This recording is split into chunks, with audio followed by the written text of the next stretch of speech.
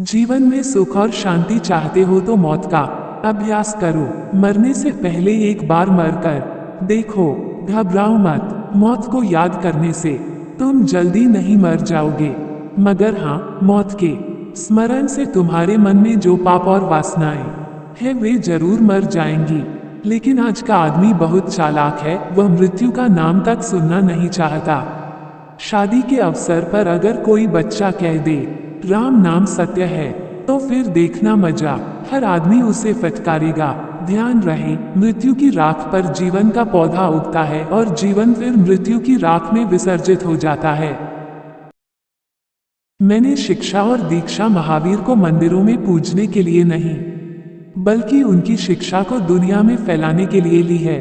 दरअसल आज दुनिया को फिर किसी महावीर की जरूरत है, एक ऐसे महावीर की जो हिंसा और हत्या के घने अंधकार में अहिंसा और प्रेम के दीप जला सके।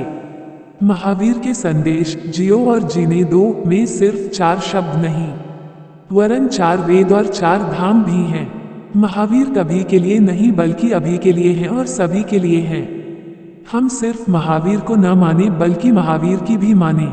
जो मन की भड़ास पर विजय पाले वही महावीर है। आदमी के पास 3 तरह की गर्मी होती है, लॉकेट की गर्मी, पॉकेट की गर्मी और जॉकेट की गर्मी। कुछ लोगों के पास लॉकेट की गर्मी होती है, कुछ लोगों के पास पॉकेट की गर्मी होती है और कुछ लोगों के पास जॉकेट की गर्मी होती है। मगर मुनि तरुण सागर जैसे संतों के पास न पॉकेट है, न लॉकेट है और न ही जैकेट है, मगर जो कुछ भी है वो एकदम फिट है और सुपर हिट है। अगर आप एक सफल व्यक्ति बनना चाहते हैं तो मेरी एक नसीहत ध्यान में रखिए। सफलता के लिए जी जान से कोशिश करना, मगर सफलता का नशा कभी दिमाग में मत चढ़ने देना।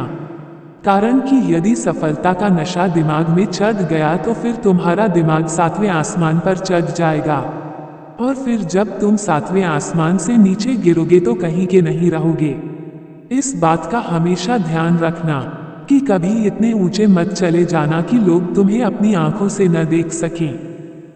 भोजन करने बैठो और भोजन में कुछ ऊंचा नीचा हो जाए तो भी भोजन को चुपचाप प्रसाद समझकर खा लेना।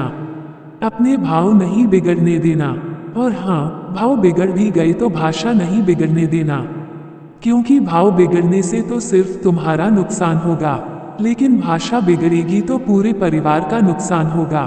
क्रोध की भाषा ही महाभारत की परिभाषा है। पहले अतिथि को खिलाओ फिर खुद खाओ। तुम्हारा खाया तो गोबर बन जाएगा, लेकिन अतिथि को खिलाकर खाना प्रभु का प्रसाद हो जाता है। जो मिल न सका या फिर जो खो गया उसके लिए जिंदगी भर शोक करना उचित नहीं है। जो कुछ बचा है, मिला है, उसका अपमान मत करो, उसका पूरा सुख भोगो। इससे तुम्हारी पीड़ाएं कम होंगी, खुशियां बढ़ेंगी। 2 दांत टूट गए तो क्या हुआ, 30 तो बाकी हैं, उनसे काम लो, उनका सम्मान करो। 2 अंगुलियां खो गई तो क्या, 8 तो बाकी हैं, उन्हीं से काम करो।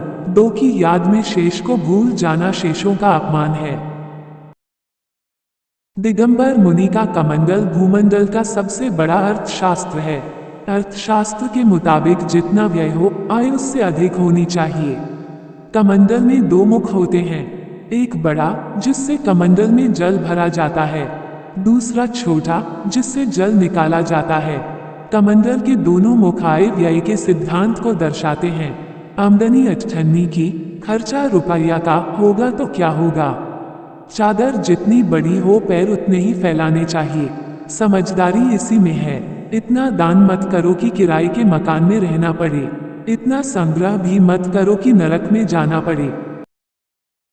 जो न खुद खाता है न दूसरों को खिलाता है वह मक्खी चूस है। जो खुद तो खाता है मगर दूसरों को नहीं खिलाता वह कंजूस है। जो स्वयं भी खाता है अतिथि को भी खिलाता है वह उदार है, तथा जो स्वयं न खाकर किसी भूखे को खिला देता है वह दाता है। आप क्या हैं? जिंदगी की वैतरणी पार करना है तो वितरण करना सीखें। खुद खाना तन का सुख है, दूसरों को खिलाना मन का सुख है। समय कभी बुरा नहीं होता, समय के चेहरे पर न तो कभी झुर्रियां पड़ती हैं और न ही सुस्ती आती है। उल्टे उसके चेहरे पर दिन ब दिन निखार आता जाता है। समय अगर बुरा होता होता तो कब से उसके पांव कब्र में लटक गए होते। समय कभी नहीं बुढ़ाता, हाँ वो औरों को जरूर बुरा कर देता है। समय बहुमूल्य है, इसे व्यर्थ मत गंवाइए। जो समय एक बार हाथ से निकल जाता है वह दोबारा लौटकर नहीं आता। समय की पूजा करो, समय तुम्हें पूज्य बना देगा। तुम कहते हो क्या करूं, समय काट रहा हूं। मैं कहता हूं तुम क्या समय को काटोगे, समय ही तुम्हारी जिंदगी का हर पल काट रहा है। मन की शांति ही स्वर्ग है।